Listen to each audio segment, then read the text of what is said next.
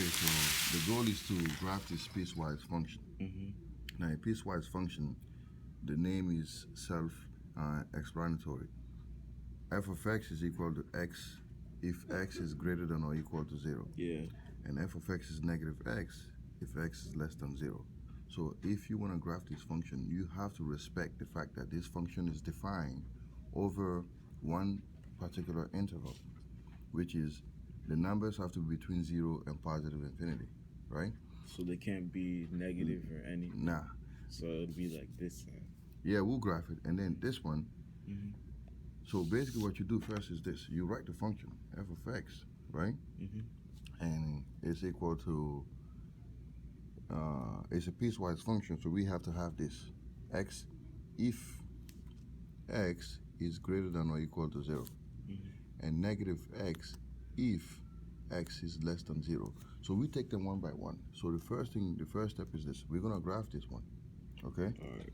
So that means f of x is equal to x if x is greater than 0, right?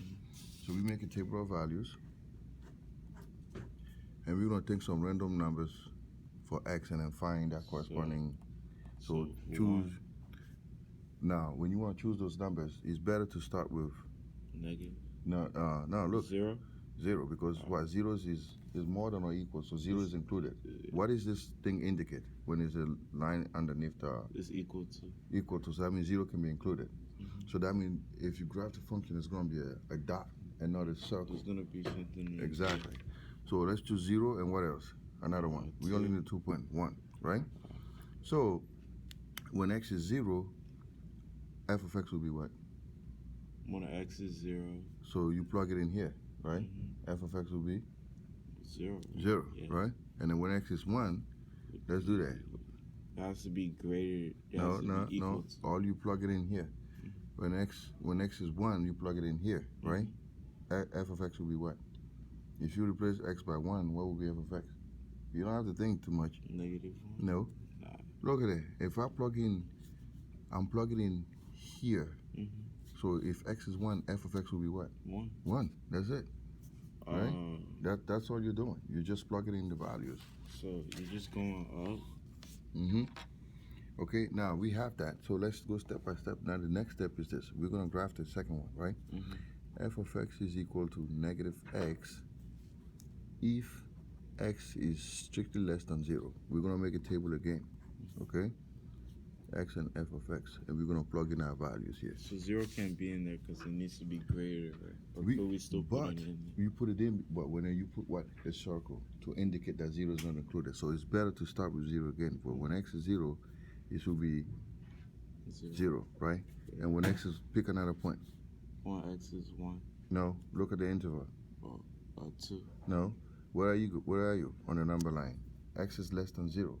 Oh, less than negative. Negative 1. So when x is negative 1, f will be what? Negative 1. No, look, negative 1. You have to times it. So that, what would that become? Negative 2. 2 negatives become what? A positive. So that would be 1. 1. Okay, now you have your 2 points. And now you can graph your function, right? So let's draw a number line. We're going to draw a number line, and then we're going to take this, and I'm going to send you this so in case you forget, you can go back and watch.